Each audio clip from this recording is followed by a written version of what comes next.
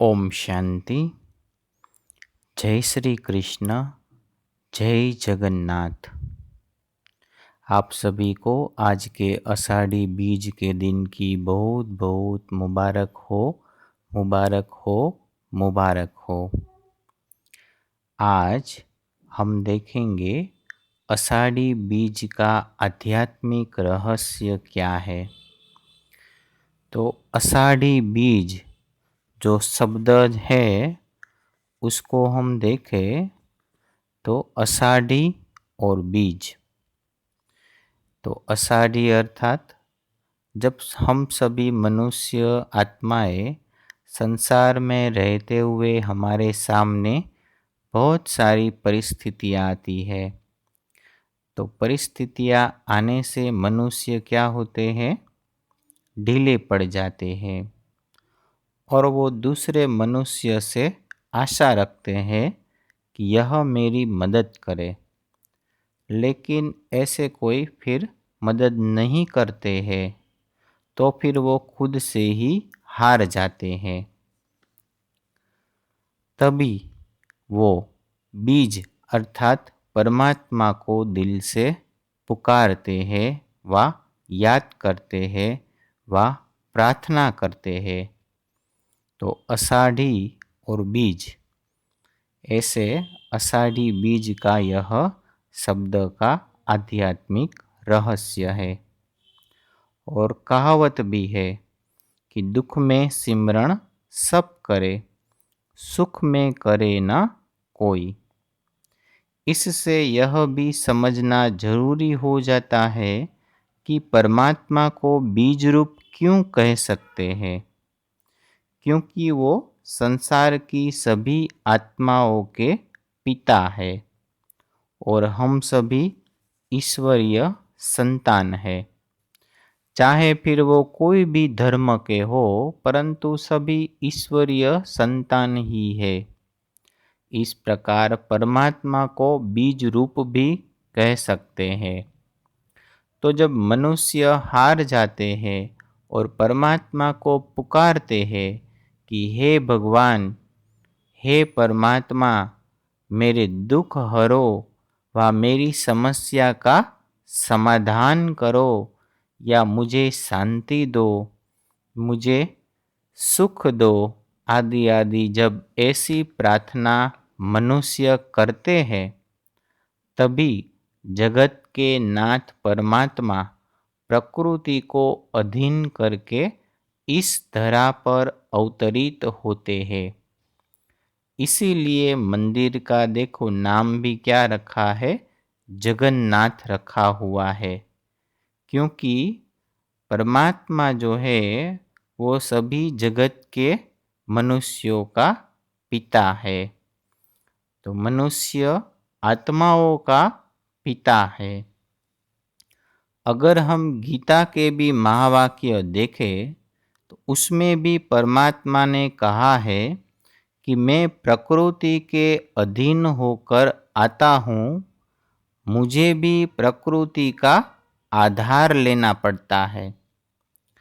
इस महावाक्य को आज के दिन के साथ अगर जोड़ा जाए तो इससे यह तथ्य निकलता है कि प्रकृति को अधीन करके आना अर्थात शरीर जो प्रकृति का बना हुआ है, और शरीर को रथ भी कहा जाता है, क्योंकि उसमें आत्मा रथी जब विराजमान होती है तब यह शरीर रूपी रथ चलता है। तो आज के दिन हम देखते हैं कि भगवान को रथ पर बिठाकर ले जाते हैं और हम सभी रथ यात्रा का आनंद लेते हैं और भगवान का दर्शन करते हैं। तो इससे यह स्पष्ट होता है कि परमात्मा ने साधारण मनुष्य शरीर अर्थात रथ का आधार लेकर सभी मनुष्यों को ज्ञान और सहज राजयोग सिखाया है। तो परमात्मा हमको भी यही कहते हैं इस शरीर रूपी रथ पर बैठकर परमात्मा से योग लगाकर याद की यात्रा में रहो तो तुम्हारे जन्म जन्मांतर के पाप भस्म हो जाएंगे। तो इस प्रकार परमात्मा जब प्रकृति को अधीन होकर आते हैं तब हमें यह रूहानी यात्रा कहो व रथ यात्रा कहो, वो करने को हमारा भी ध्यान खिंचवाते हैं। क्योंकि रथ भले ही बहुत अच्छा हो लेकिन उसमें रथी न हो तो रथ चल नहीं सकता। ऐसे शरीर कितना भी अच्छा हो लेकिन आत्मा अगर रथी जो है वो उसमें विराजमान नहीं है तो शरीर रूपी रथ भी नहीं चल सकता। इसलिए रथ यात्रा माना ये हमारी जीवन की यात्रा जो है, इस रथ के द्वारा हमको यह यात्रा करनी है। लेकिन कैसे करनी है? इस जीवन रूपी यात्रा में परमात्मा की याद रूपी मात्रा जो है वो हम बढ़ाते चले। फिर हम आगे देखें तो आज के दिन जगन्नाथ जी को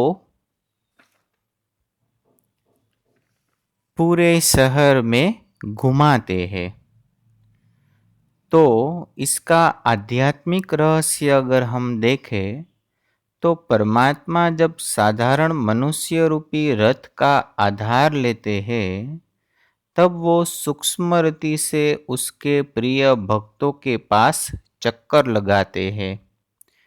क्योंकि भगत जो होते हैं व कोई भी मनुष्य होता है वो अभी इस कलयुगी संसार रूपी सागर में दुखी हो रहा है। तो जब वो दुखी होता है तो भगवान को पुकारता है कि हे प्रभु मेरे दुख हरो।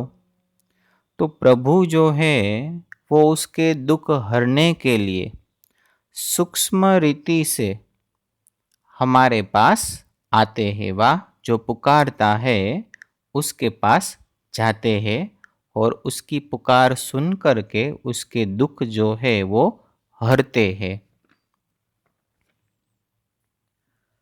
तो कभी कभी हम यह भी देखते हैं कि ऐसी दुख की घड़ी में या संकट की घड़ी में कोई ऐसा मनुष्य आता है और वो हमारे दुख जो है वो दूर कर देता है, वह हमको उस संकट का उपाय उससे मिल जाता है। तो कहीं ना कहीं परमात्मा ने उसे प्रेरणा करके हमारे पास भेजा है, तभी तो वो हमारी मदद करने के लिए आते हैं। तो इस प्रकार जो दिखाते हैं कि भाई परमात्मा मना जगन्नाथ जी जो है उसको शहर में घुमाते हैं, तो मतलब कि परमात्मा जो है वो हर एक आत्मा को मदद करने के लिए हर घड़ी जो है वो तैयार होते हैं और जो दिल से पुकारते हैं तो परमात्मा उसके पास पहुंच जाते हैं। तो परमात्मा जो है वो दिल की आवाज़ हमारी सुनते हैं, क्योंकि दिल की आवाज़ दिल तक पहुंचती है और दिमाग की आवाज़ सिर्फ दिमाग तक पहुंचती है। फिर एक हम वो भी देखते हैं कि भगवान जगन्नाथ को नदी में मतलब कि चक्कर लगवाते हैं, मतलब घुमाने ले जाते हैं। आज नहीं ले जाते हैं लेकिन 11 दिन व 13 दिन जो है वो ले जाते हैं और फिर मंदिर में उसको फिर से बिठाते हैं। तो उसका हम अगर आध्यात्मिक रहस्य देखें तो इस कलयुगी रूपी जब यहाँ अंधकार होता है, कलयुगी रूपी अंधकार, और इसको विषय वैतरणी नदी भी कहते हैं। तो जब परमात्मा आते हैं इस विषय वैतरणी नदी से हमको पार ले जाने के लिए परमात्मा आते हैं। और जब वो उसका कर्तव्य पूरा कर देते हैं तो फिर वो अपने निज धाम व परम धाम में वापिस चले जाते हैं। तो यह जो है वो उसका आध्यात्मिक रहस्य है। तो आज के दिन का यह आध्यात्मिक रहस्य हमने अपनी रीति से अपना विचार सागर मंथन किया है और आप अपनी रीति से बुद्धि से निर्णय लेना। अच्छा, ओम शांति, जय श्री कृष्ण, जय जगन्नाथ। जगन्नाथ भगवान आप सबकी मनोकामना पूर्ण करे।